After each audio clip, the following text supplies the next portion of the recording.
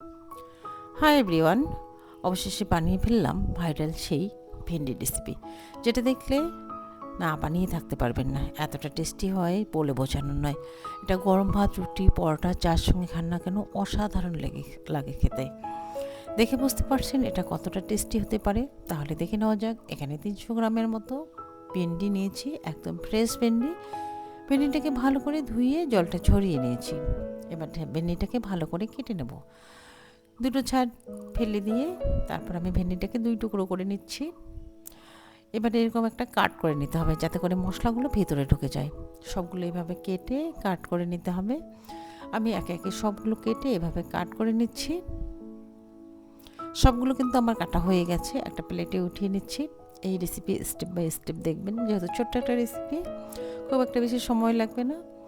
দিয়ে দিলাম লবণ, হলুদ, লঙ্কার গুঁড়ো, আর দিয়ে দিলাম 1 চামচ বেসন। বেসনটা কিন্তু অবশ্যই দেবেন। বেসনটা দিলে সুন্দর মুচমুচে ভাজা হয়ে যাবে, কিন্তু এর কালারটা কিন্তু সবুজই থাকবে।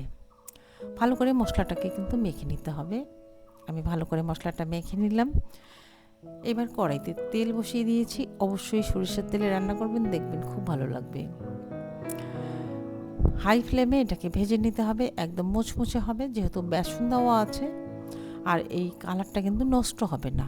লো ফ্লেম করবেন না, হাই ফ্লেমে দেবেন, তাহলে কিন্তু সবুজ কালার রেখে ভেজে নিতে পারবেন। ততক্ষণ ভাজা হতে থাক। একটা মশলা তৈরি করি। এখানে দিয়ে দিলাম 1 চামচ সাদা সর্ষে, 1 চামচ পোস্ত, 7-8টা কাজু আর কাঠবাদাম মিক্সড করে দিলাম, আর দিয়ে দিলাম 1 টুকরো আদা, দিয়ে দেবো 2টো কাঁচা লঙ্কা ঝালের জন্য। আর এখানে যে কোনো বাদাম দিয়ে আপনারা তৈরি করতে পারেন। ভিন্ডি আমার ভাজা হয়ে গেছে, তেলটা ঝরিয়ে এবার উঠিয়ে নিচ্ছি। ভিন্ডির কালারটা কিন্তু সবুজে আছে, কোনো রকম হেরফের হয়নি। দেখবেন এইভাবেই থাকবে, ভালো লাগবে। ওই তেলেই আমি রান্নাটা করে নেব। ওই তেলেই সামান্য একটু তেল দিয়েছি, দিয়ে দিলাম কালো জিরে ফোড়ন, 2টো শুকনো লঙ্কা, একটা তেজপাতা। 30 সেকেন্ডের মতো ভেজে নিতে হবে, সুন্দর একটা ফ্লেভার আসবে। তারপর আমি দিয়ে দিচ্ছি এখানে বড় সাইজের একটা টমেটো, যেটা আমি পেঁয়াজ, যেটা আমি কুচি করে কেটে রেখেছি। খুব একটা পেঁয়াজটা ভাজতে হবে না, পেঁয়াজটা সামান্য নরম হয়ে আসলেই হয়ে যাবে।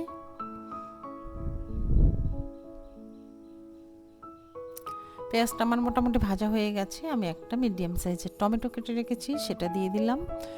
টমেটো দিয়েও ভালো করে পেঁয়াজের সঙ্গে ভেজে নেব, এতে করে নরম হয়ে যাবে।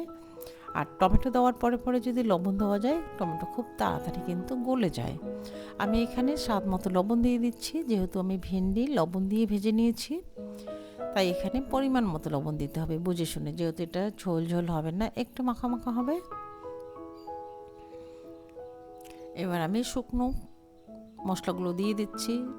1/2 চামচ জিরে গুঁড়ো, 1/2 চামচ ধনিয়া গুঁড়ো, 1/2 চামচ হলুদ গুঁড়ো, 1/2 চামচ লঙ্কার গুঁড়ো। এবার আরও ভালো করে ভেজে নেব, এতে করে পেঁয়াজ টমেটো নরম হয়ে যাবে, পেঁয়াজের টমেটোর কাঁচা গন্ধও চলে যাবে। তারপর আমি যে মশলাটা পেস্ট করে রেখেছি, বাদাম, পোস্ত, কাজু, কাঠবাদাম আর লঙ্কা, আদা, সেটা দিয়ে দিলাম। এবার ভালো করে মশলাটাকে কষিয়ে নেব, এতে করে বাদামের কাঁচা গন্ধও চলে যাবে, টমেটোর কাঁচা গন্ধও চলে যাবে। আমি কিন্তু ভালো করে যতক্ষণ না তেল রিলিজ করছে ততক্ষণ কষিয়ে নিলাম। এভাবে যতক্ষণ না মশলা থেকে তেল রিলিজ করবে ততক্ষণ ধরে মশলাটা কিন্তু কষিয়ে নেবেন। মশলা যত ভালো করে কষিয়ে নেবেন, রান্নাটাও কিন্তু ততটাই সুন্দর হবে।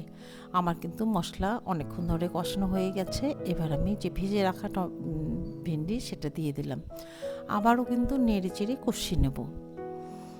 এইভাবে মশলার সঙ্গে যদি কষিয়ে নেওয়া যায় তাহলে কিন্তু টেস্ট অনেকটাই বেড়ে যায়। 2 থেকে 3 মিনিট এভাবে আমি কষিয়ে নেব, তারপর জল দিয়ে দিচ্ছি। এটা যেহেতু মাখো মাখো হবে, খুব একটা বেশি গ্রেভি হবে না, তাই বুঝে শুনে একটু জল দিতে হবে। জল দিয়ে ঢেকে 7 থেকে 8 মিনিট আমি একদম স্লো ফ্লেমে রান্না করব, এতে ভিন্ডি সুন্দরভাবে সেদ্ধ হয়ে যাবে, রান্নাটা পারফেক্টভাবে হয়ে যাবে। 7 থেকে 8 মিনিট পর চলে আসলাম, দেখুন কতটা সুন্দর লাগছে। কালারটা কিন্তু নষ্ট হয়ে যায়নি। ভেন্ডির যে একটা কালার থাকে সবুজ, সেটা কিন্তু অবশ্যই আছে। টকটাকে ব্যালেন্স করার জন্য সামান্য একটু চিনি দিয়ে দিলাম। চিনি দিলে একটু মিষ্টি মিষ্টি লাগবে, দেখবে খুব ভালো লাগবে। তবে এটা অপশনাল, চাইলে দিতে পারেন, না হলে দেবেন না। যদি ভালো লাগে তাহলেই দেবেন। এবার কিন্তু আমার রান্নাটা হয়ে গেছে। ওপর থেকে দিয়ে দিচ্ছি চেরা কাঁচা লঙ্কা আর দিয়ে দেবো ধনেপাতা। এবার আর একটু ভালো করে নেড়েচেড়ে নেব। এটা সাদা ভাত, রুটি, পরোটা যার সঙ্গে খান না কেন, সঙ্গে আর কিছুই লাগবে না, এই এক রেসিপিতেই হয়ে যাবে। এটা খেতে কিন্তু যতটা টেস্টি, না খেলে বুঝতে পারবেন না। তবে বানাতে তেমন কিছুই লাগে না, খুব সহজেই হয়ে যায়। এবার গ্যাসের ফ্লেমটা অফ করে ঢেকে রাখলাম। ঢেকে রাখার পর আমি 2-3 মিনিট পর সার্ভ করে নিচ্ছি। দেখে বুঝতে পারছেন কতটা টেস্টি হয়েছে। আশা করছি ভালো লাগবে। ভালো লাগলে অবশ্যই একটা লাইক দিয়ে কমেন্ট করে জানাবেন কেমন হয়েছে। ভালো লাগলে বন্ধুত্বের মধ্যে শেয়ার করে দেবেন। আর চ্যানেলে নতুন হলে একটা সাবস্ক্রাইব করার অনুরোধ থাকলো। আজ এ পর্যন্তই, ধন্যবাদ।